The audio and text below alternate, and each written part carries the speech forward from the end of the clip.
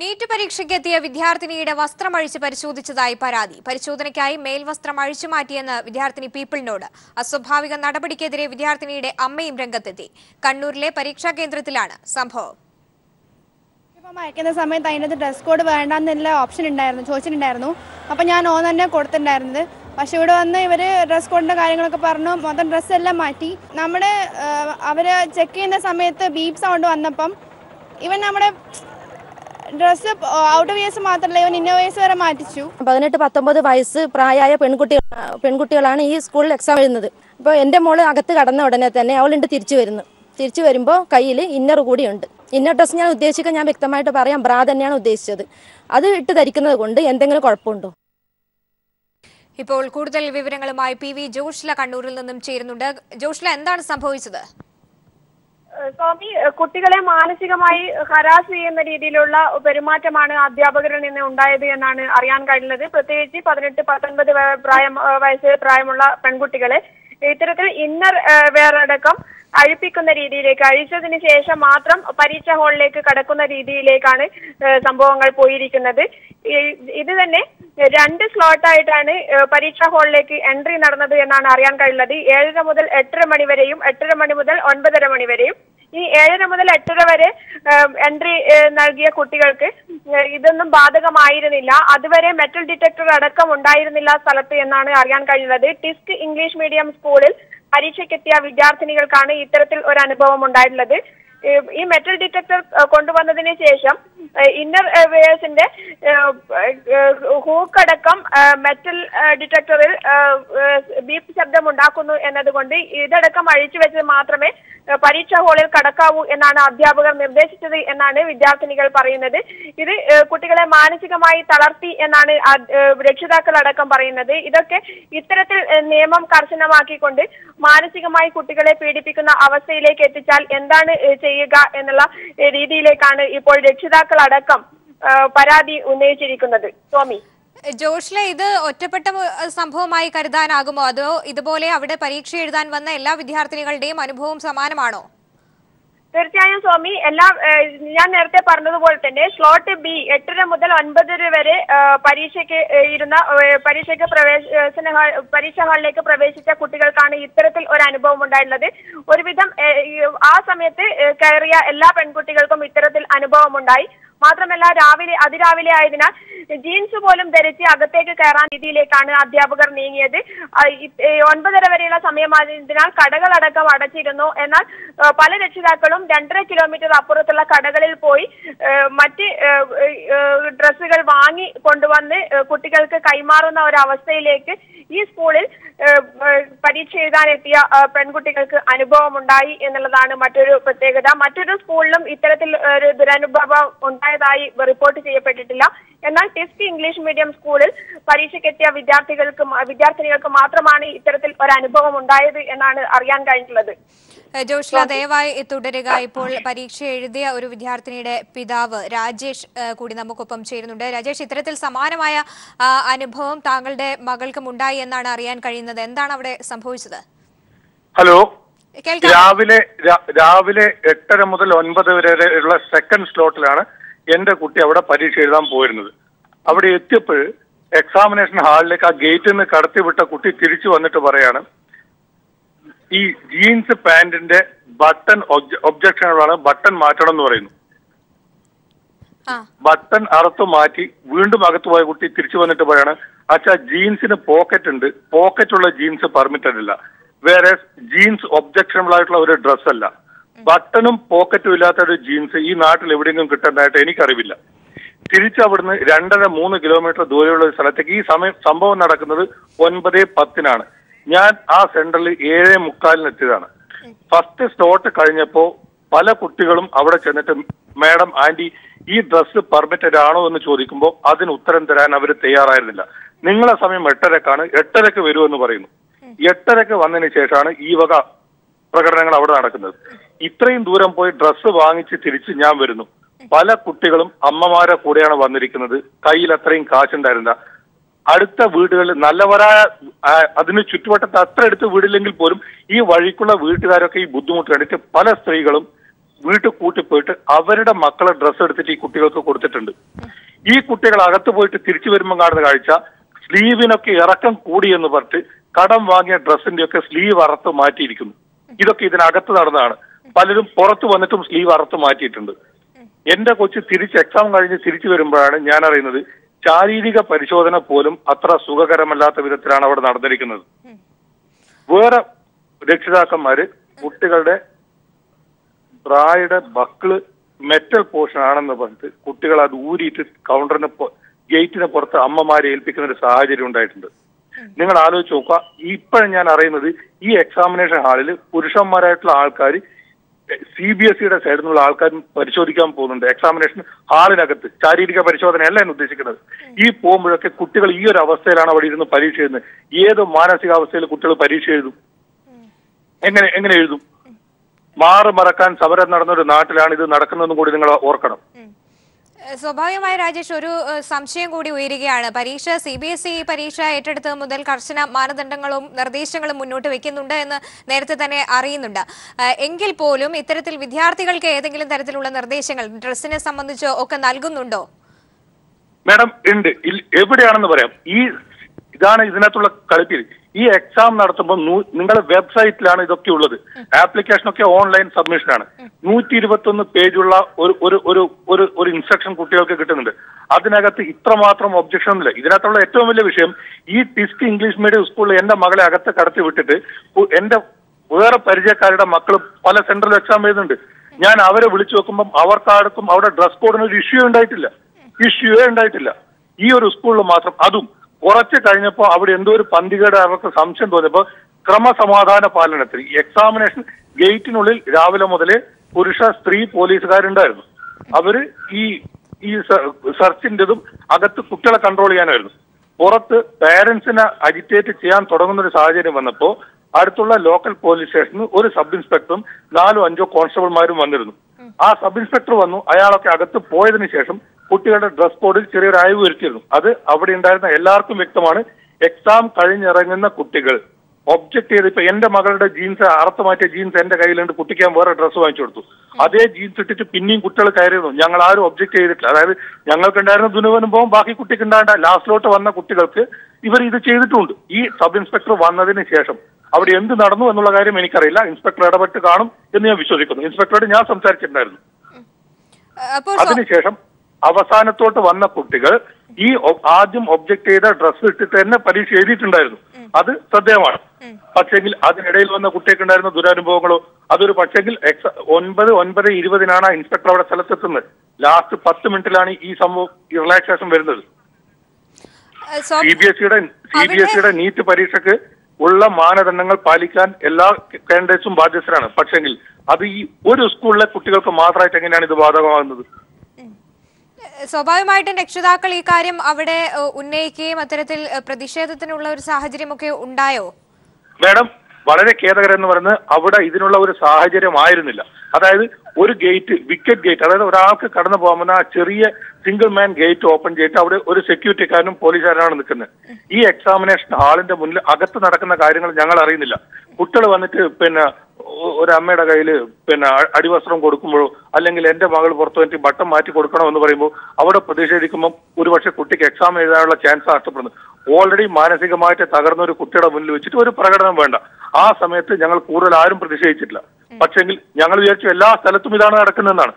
പക്ഷെ ഇത് ഈ ഒരു സെന്ററിൽ മാത്രമാണ് ഈ പ്രശ്നം എന്നറിയുമ്പോഴാണ് നമുക്ക് ബാക്കി കാര്യങ്ങൾ നോക്കേണ്ടി വന്നത്. അതായത് തുടക്കത്തിൽ ഇത്തരത്തിലുള്ള വലിയ നിബന്ധനകളൊക്കെ മുന്നോട്ട് വെച്ചിരുന്നെങ്കിലും പതിയെ അതിൽ അയവ് വരികയും പിന്നീട് വന്ന കുട്ടികൾക്ക് അത്തരത്തിൽ വലിയ പരിശോധനകൾ ഇല്ലാതെ അവർ ധരിച്ച വസ്ത്രം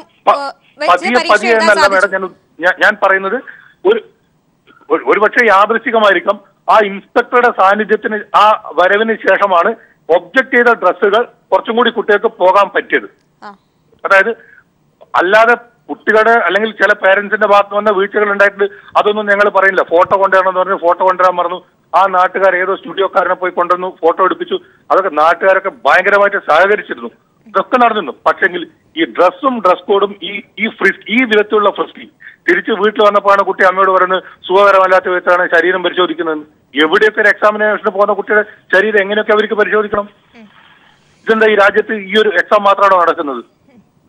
ഇപ്പം ഒരു മാസം മുന്നാണല്ലോ ജെയുടെ മെയിൻ എക്സാം നടന്നത്. ഇത് എക്സാമിന്റെ സീസണാണ്. കീമിന്റെ എക്സാം ഒരാഴ്ച മുന്നെയാണ് നടന്നത്. ഇതൊക്കെ നടക്കുന്നുണ്ടല്ലോ. CBSE നീറ്റിന്റെ പേരിൽ ഈ ഒരു സ്കൂളിൽ ഈ ഒരു സെന്ററിൽ മാത്രം എന്താണ് പ്രശ്നം? രാജേഷ്, ദയവായി തുടരുക. ഇപ്പോൾ കോൺഗ്രസ് നേതാവ് ബിന്ദു കൃഷ്ണ കൂടി ചേരുന്നുണ്ട്. ശ്രീമതി ബിന്ദു കൃഷ്ണ, ഇവിടെ നീറ്റ് എക്സാമിന്റെ പേരിൽ വിദ്യാർത്ഥികളെ മാനസികമായി ഹരാസ് ചെയ്യുന്നതിന്റെ ഏറ്റവും വലിയ ഉദാഹരണങ്ങൾ തന്നെയാണ് ഇപ്പോൾ കണ്ണൂരിൽ നിന്ന് നമുക്ക് അറിയാൻ സാധിക്കുന്നത്. പരീക്ഷ എഴുതാൻ വന്ന വിദ്യാർത്ഥിനിയുടെ മേൽവസ്ത്രം മാറ്റി പരിശോധിച്ചതിന് ശേഷമാണ് കുട്ടിയെ അകത്തേക്ക് കടത്തിവിടാൻ പോലും തയ്യാറാകുന്നത്. എങ്ങനെയാണ് താങ്കളുടെ പ്രതികരണം? അങ്ങേയറ്റം പ്രതിഷേധാർഹമായ ഒരു കാര്യം തന്നെയാണ് ഇപ്പൊ കൈരളി പീപ്പിൾ പുറത്തു കൊണ്ടുവരുന്ന വാർത്ത. ഏത് പരീക്ഷയുടെ പേരിലായാലും കുട്ടികളുടെ വസ്ത്രം അഴിപ്പിച്ച് നടത്തുന്ന പരിശോധനകളോട് ഒരു കാരണവശാലും യോജിക്കാൻ കഴിയില്ല. ഇത് വ്യക്തികളുടെ മൗലിക അവകാശത്തിന്മേലുള്ള നഗ്നമായ കടന്നുകയറ്റമാണെന്നുള്ള കാര്യത്തിൽ യാതൊരു സംശയവുമില്ല. ഇത് അന്വേഷിക്കണം. ഇത്തരത്തിൽ പരീക്ഷ നടത്തിയപ്പോൾ മറ്റെന്തെങ്കിലും മാൽ പ്രാക്ടീസ് നടക്കുന്നുണ്ട് എങ്കിൽ അത് അന്വേഷിക്കാനും അത് നിയന്ത്രിക്കാനും എല്ലാ സാധ്യമായ ഒരുപാട് വഴികൾ ഉണ്ടെന്നിരിക്കെ പെൺകുട്ടികളുടെ വസ്ത്രം അഴിപ്പിച്ചുകൊണ്ട് ഇത്തരത്തിൽ പരിശോധന നടത്തിയത് ആരായാലും അതിശക്തമായ നടപടി അവർക്കെതിരായി എടുത്തേ മതിയാകൂ. ഇത്തരത്തിലുള്ള അപരിഷ്കൃത സമൂഹത്തിന്റെ രീതിയിലാണ് ഇത്തരം പരിശോധനകൾ മുന്നോട്ട് പോകുന്നത്. ഇതിന് നേതൃത്വം നൽകിയവരെ ഒരു കാരണവശാലും പരീക്ഷാ നടത്തിപ്പ് ജോലിയിലോ മറ്റെന്തെങ്കിലും സർക്കാർ സംവിധാനത്തിലോ നിലനിർത്താൻ പറ്റുന്നതല്ല. കൃത്യമായ അന്വേഷണം ഉണ്ടാകണം. സർക്കാർ അടിയന്തരമായി ഇടപെടുകയും കാര്യത്തിൽ നടപടി ഉണ്ടാവുകയും വേണം. ശ്രീമതി ബിന്ദുകൃഷ്ണ, രക്ഷിതാവ് സൂചിപ്പിച്ച ചില കാര്യങ്ങൾ താങ്കളുടെ ശ്രദ്ധയിലേക്ക് പെടുത്താൻ ആഗ്രഹിക്കുകയാണ്. അതായത് ജീൻസിന് ബട്ടൺസ് പാടില്ല, പോക്കറ്റ് പാടില്ല, ഇതൊന്നുമില്ലാത്ത ഒരു ജീൻസ് എവിടെയെങ്കിലും ലഭ്യമാകുമെന്ന് നമുക്കാർക്കും അറിയില്ല. അത്തരത്തിൽ വിചിത്രമായ വാദങ്ങളാണ് ഡ്രസ് കോഡിന്റെ പേരിൽ അവർ ഉന്നയിക്കുന്നത്. സ്വാഭാവികമായും പരീക്ഷ കുറ്റമറ്റതാക്കാനും സുതാര്യമാക്കാനുമാണ് ഇത്തരത്തിലുള്ള നിർദ്ദേശങ്ങൾ മുന്നോട്ട് വെക്കുന്നത്. ഇത്തരത്തിലുള്ള സുതാര്യത കൊണ്ടുവന്ന്, അതായത് വസ്ത്രം വരെ അഴിച്ച് അതുപോലും ഉപയോഗിക്കാതെ അകത്ത് കയറി പരീക്ഷ എഴുതേണ്ടി വരുന്ന ഒരു സുതാര്യത, അത്തരത്തിലുള്ള ഒരു എക്സാം നമുക്ക് ആവശ്യമുണ്ടോ? അങ്ങനെയാണ് ഇതിനെ നോക്കി കാണേണ്ടത്. ഇതിന് സുതാര്യത എന്നല്ല പറയുന്നത്, ഭ്രാന്തൻ ചിന്തകളാണ്.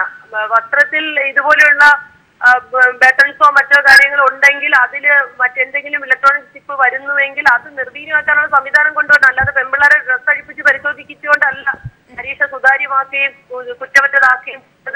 ഇത് അങ്ങേയറ്റം പ്രതിലോഭകരമായ ചിന്തയുടെ പ്രതിഫലനം മാത്രമാണ്.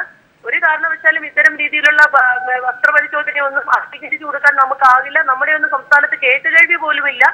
ഇത്തരം കാര്യങ്ങളൊക്കെ നടത്തുന്നവർ ഏത് യുഗത്തിലാ ഏത് ഗ്രഹത്തിലാ ജീവിക്കുന്ന സംശയമാണ് ഇതൊക്കെ കേൾക്കുമ്പോൾ ഉണ്ടാകുന്നത്.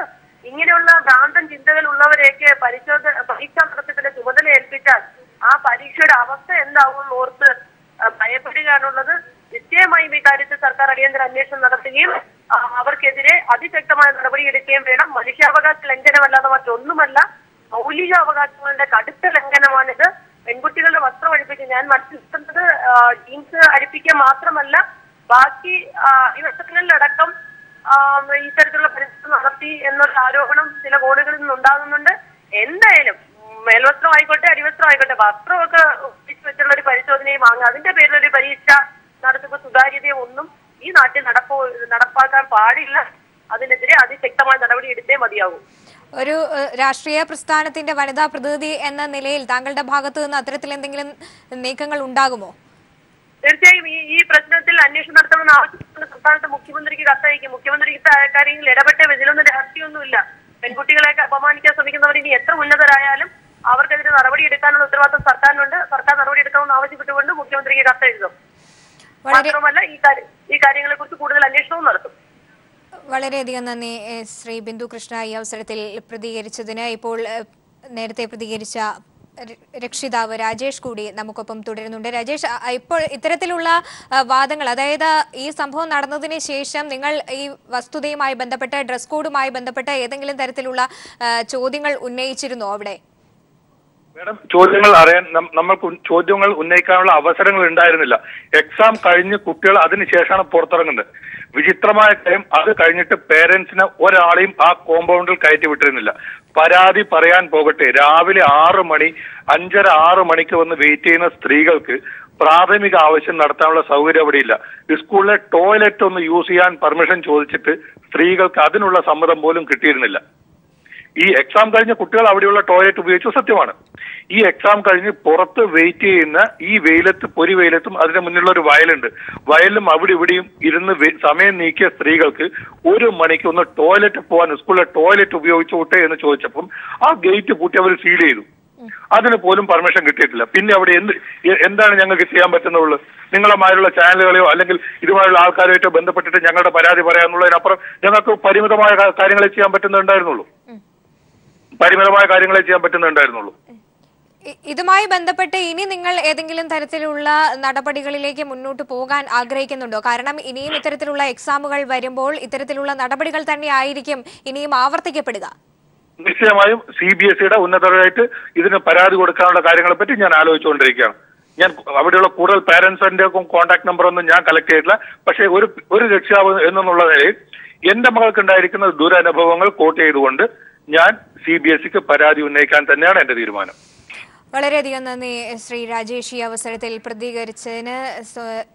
കണ്ണൂരിൽ നീറ്റ് പരീക്ഷ എഴുതാൻ വന്ന വിദ്യാർത്ഥിനിക്കാണ് ഇത്തരത്തിലൊരു ദുരനുഭവം ഉണ്ടായത്. ഏതായാലും ആ പെൺകുട്ടിയുടെ വാക്കുകളിലേക്ക് ഒരിക്കൽ കൂടി പോയതിനു ശേഷം തിരികെ എത്താം.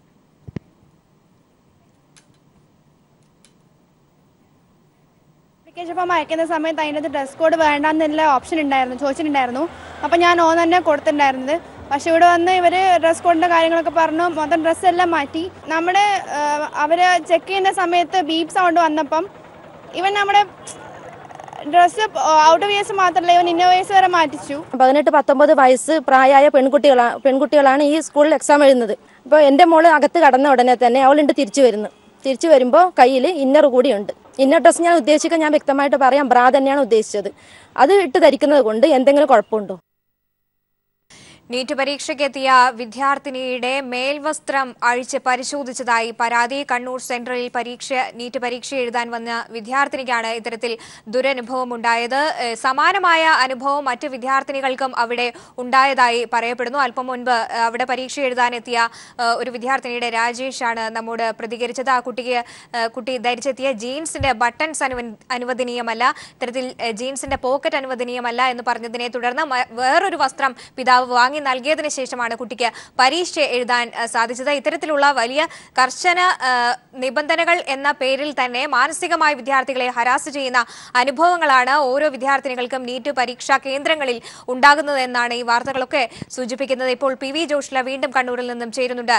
ജോഷ്ല, രക്ഷിതാക്കളുടെ ഭാഗത്തു നിന്നുള്ള ഒരു പ്രതികരണങ്ങളൊക്കെ എങ്ങനെയായിരുന്നു ഈ പരീക്ഷയ്ക്ക് ശേഷം? രക്ഷിതാക്കൾ സ്വാഭാവികമായും നേരത്തെ രാജേഷ് പറഞ്ഞതുപോലെ തന്നെ വളരെ മാനസികമായി തളർന്ന ഒരു അവസ്ഥയിലായിരുന്നു രക്ഷിതാക്കൾ ആകെ ഉണ്ടായിരുന്നത്. കുട്ടികൾക്കൊപ്പം തന്നെ ഇത്തരം ഒരു കാര്യം ഞങ്ങൾ അറിഞ്ഞിരുന്നില്ല.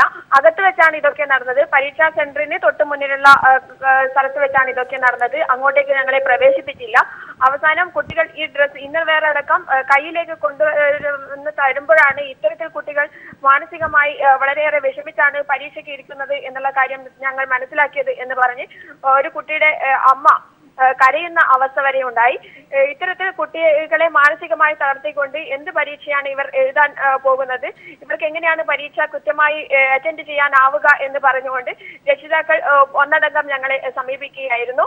എന്തായാലും ഇത്തരത്തിൽ ഒരു നിയമം കർശനമായി നടപ്പിലാക്കുന്നു എന്നുള്ള രീതിയിൽ കുട്ടികളെ മാനസികമായി പീഡിപ്പിക്കുന്ന അവസ്ഥയിലേക്കാണ് ഇത്തരം നിയമങ്ങൾ നടപ്പിലാക്കുന്നവർ ഇത് നടപ്പിലാക്കുന്നത് എന്നുള്ളതാണ് ഇപ്പോൾ കണ്ടുവരുന്ന അവസ്ഥ. ഇത് കുട്ടികളുടെ പരീക്ഷ എഴുത്തിനെ ഏത് രീതിയിൽ ബാധിക്കും എന്നുള്ളതും ഒരു പ്രശ്നമായി നിലനിൽക്കുകയാണ്. സ്വാമി ജോഷ്ല, സ്വാഭാവികമായി നേരത്തെ രക്ഷിതാവ് പ്രതികരിച്ചതുപോലെ തന്നെ ചില വിദ്യാർത്ഥിനികൾ അടുത്തുള്ള വീടുകളിൽ നിന്നൊക്കെ വസ്ത്രം വാങ്ങി വന്ന് പരീക്ഷ എഴുതേണ്ട സാഹചര്യം ഉണ്ടായി എന്നൊക്കെ പറയുകയുണ്ടായി. അതുകൊണ്ടുകൂടി ചോദിക്കുകയാണ്, ഏതെങ്കിലും വിദ്യാർത്ഥിനികൾക്ക് ഈ ഡ്രസ് കോഡിന്റെ പേരിൽ പരീക്ഷ എഴുതാനാവാതെ പോകുന്ന തരത്തിലുള്ള ഏതെങ്കിലും റിപ്പോർട്ടുകൾ വന്നിട്ടുണ്ടോ? സ്വാമി, അത്തരത്തിലുള്ള ഒരു റിപ്പോർട്ട് ഞങ്ങൾക്ക് ലഭിച്ചിട്ടില്ല. കാരണം അടുത്തുള്ള വീടുകളിൽ നിന്ന് പോലും ഡ്രസ്സ് വാങ്ങി ധരിച്ചുകൊണ്ട് പരീക്ഷ എഴുതുന്ന അവസ്ഥയിലേക്കാണ് കുട്ടികൾ പോയിട്ടുള്ളത് എന്ന് ഞങ്ങൾക്ക് മനസ്സിലായിട്ടുണ്ട്. മാത്രമല്ല അയൽവാസികളെല്ലാം കുട്ടികളോടും രക്ഷിതാക്കളോടും പ്രത്യേകിച്ച് പരീക്ഷ എഴുതാൻ വന്ന കുട്ടികളായതുകൊണ്ട് വളരെ സൗഹാർദ്ദപരമായാണ് ഇടപെട്ടത്. അതുകൊണ്ട് മാത്രമാണ് കുട്ടികൾക്ക് പരീക്ഷ എഴുതാനായത് എന്നാണ് ഞങ്ങൾക്ക് മനസ്സിലാക്കാൻ കഴിഞ്ഞിട്ടുള്ളത്. മാത്രമല്ല അടുത്തുള്ള 2.5 കിലോമീറ്റർ അപ്പുറത്തുള്ള കടകളിൽ പോയി ആകുന്ന വിധത്തിലുള്ള ഇതിന് പറ്റിയ രീതിയിലുള്ള ഡ്രസ്സ് വാങ്ങിച്ച് ധരിക്കുന്ന അവസ്ഥ വരെ ഉണ്ടായിട്ടുണ്ട്. അതുകൊണ്ട് തന്നെ പരീക്ഷയ്ക്ക് അറ്റൻഡ് ചെയ്യാത്ത അവസ്ഥ ഉണ്ടായിട്ടില്ല എന്നാണ് ഞങ്ങൾക്ക് മനസ്സിലാക്കാൻ കഴിഞ്ഞത്. ജോഷ്ലിയാണ് വിവരങ്ങൾ നൽകിയത്. ഇപ്പോൾ ഷാഹിദ കമാൽ കൂടി വാർത്തയോട് പ്രതികരിക്കുന്നതിനായി ചേരുന്നുണ്ട്. ശ്രീമതി ഷാഹിദ കമാൽ, നീറ്റ് പരീക്ഷയ്ക്കെത്തിയ വിദ്യാർത്ഥിനികൾക്കാണ് ഇത്തരത്തിലൊരു ദുരനുഭവം ഉണ്ടായിരിക്കുന്നത്. പരീക്ഷ സ്വാഭാവികമായും കുറ്റമറ്റതും സുതാര്യമാക്കാനുമായി കൊണ്ടുവന്ന മാനദണ്ഡങ്ങൾ എത്രത്തോളം വിദ്യാർത്ഥിനികളെ മാനസികമായി ഹരാസ് ചെയ്യുന്നു എന്ന് തന്നെയാണ് ഇത് ചൂണ്ടിക്കാണിക്കുന്നത്. എങ്ങനെയാണ് താങ്കളുടെ ഒരു പ്രതികരണം ഇതിനോട്? തീർച്ചയായിട്ടും ഇത് സാംസ്കാരിക കേരളത്തിന് ഏറ്റവും വലിയ ഒരു അടിയായിട്ട് വേണം എനിക്ക് ഇതിനെക്കുറിച്ച് ആദ്യം പറയാനുള്ളത്. മാത്രമല്ല, നമ്മളൊരു കാര്യം മനസ്സിലാക്കണം. വിദ്യാർത്ഥികൾ പരീക്ഷ എഴുതാൻ പോകുമ്പോൾ അവര് നാളെ ഭാവിയുടെ വാഗ്ദാനങ്ങളായി മാറേണ്ട കുട്ടികളാണ്.